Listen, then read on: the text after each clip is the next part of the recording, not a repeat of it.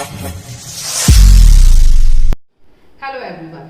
As you all know, I am Dr. Chitra Javadia. I am interior designer, vastu expert and graphologist.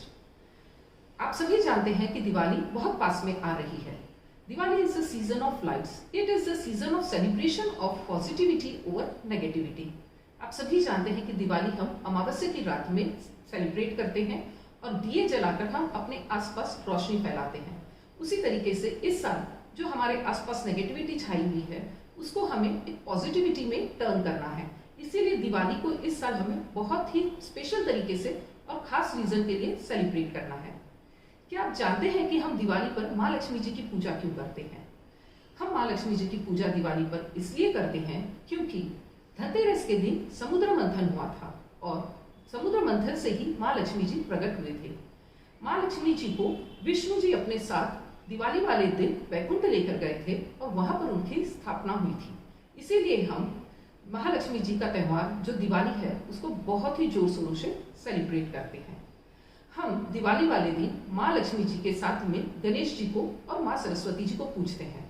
काफी लोग माँ सरस्वती जी को पूजना भूल जाते हैं, लेकिन देखिए माँ सरस्वती जी को पूजना बहुत इंपॉर्टेंट है बिकॉज इट इज द देवता ऑफ बुद्धि.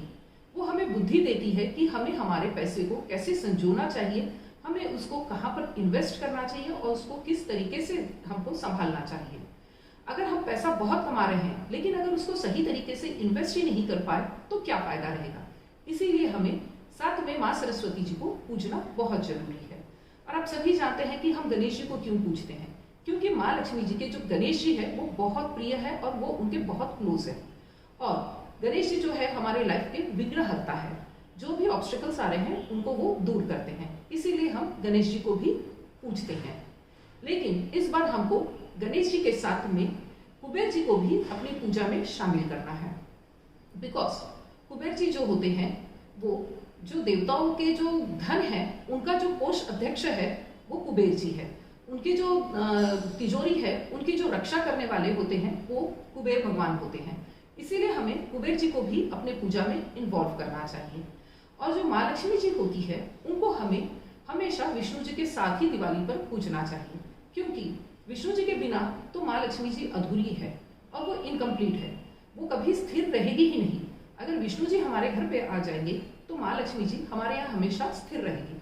इसीलिए आप इनको पांचों को सर्कल के अंदर में एक कंप्लीट सर्कल करके इनकी पूजा करनी चाहिए.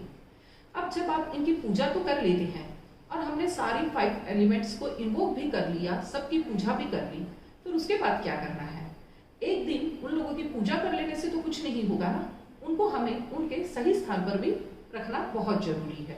इसीलिए पूजा होने के बाद हम लोगों को जो गणेश जी है उनको नॉर्थ में स्थापित करना चाहिए, क्योंकि गणेश जी जो है हमारे लाइफ के अपॉर्चुनिटीज को लाने में मदद करते हैं और जो भी ऑब्स्टिकल्स आ रहे हैं उनको दूर करने के लिए हेल्प करते हैं. और नॉर्थ से ही अपॉर्चुनिटीज आती है. इसीलिए हमें गणेश जी को नॉर्थ में रखना चाहिए. अब माँ सरस्वती जी को हमें नॉर्थ ईस्ट में रखना चाहिए, क्योंकि वो बुद्धि की देवता है. वो हमें क्लियरेंस देती है और नॉर्थ ईस्ट डायरेक्शन जो है वो भी हमारे माइंड को क्लियरिटी देती है. इसलिए हमें माँ सरस्वती जी नॉर्थ ईस्ट में रखना चाहिए. हमें माँ लक्ष्मी जी को साउथ ईस्ट में रखना चाहिए. वो भी साउथ ईस्ट में वो बैठी हुई हो और उनके इसमें से बहुत सारे गोल्डन ऐसे सिक्के गिर रहे हो, ऐसे जो एक ऐसा सिक्के का ट्रायंगल बना हुआ हो, ऐसा हम लोगों को माँ लक्ष्मी जी की गोल्डन फोटो वहां पर साउथ ईस्ट में रखनी चाहिए. फिर हम लोगों को जो विष्णु भगवान है उनको हमें हमारे नॉर्थ वेस्ट में रखना चाहिए, क्योंकि विष्णु जी जो है वो आप जानते हैं कि अलग अलग फॉर्म में आते हैं और नॉर्थ वेस्ट जो डायरेक्शन होता है वो हमारा सपोर्ट का डायरेक्शन होता है. इसीलिए हमें विष्णु जी को नॉर्थ वेस्ट में रखना चाहिए. और जो हमारा घर का वेस्ट है वहां पर हमें कुबेर जी को रखना चाहिए, क्योंकि घर का वेस्ट डायरेक्शन ही डिसाइड करता है कि हमें कितना प्रॉफिट और कितना मुनाफा होने वाला है. इसीलिए हमें कुबेर जी को वहां पर धन की रक्षा करने के लिए और हमें और ज्यादा प्रॉफिट देने के लिए हमें कुबेर जी को वेस्ट डायरेक्शन में रखना चाहिए. तो आप लोग समझ गए होंगे कि हम लोगों को कौन सी डायरेक्शन में कौन सी देवी देवताओं को स्थापित करना चाहिए और हमें इनको साल भर थोड़ा सा उनको सेलिब्रेट कर लेना चाहिए, थोड़ा सा उनको हाथ जोड़ लेना चाहिए.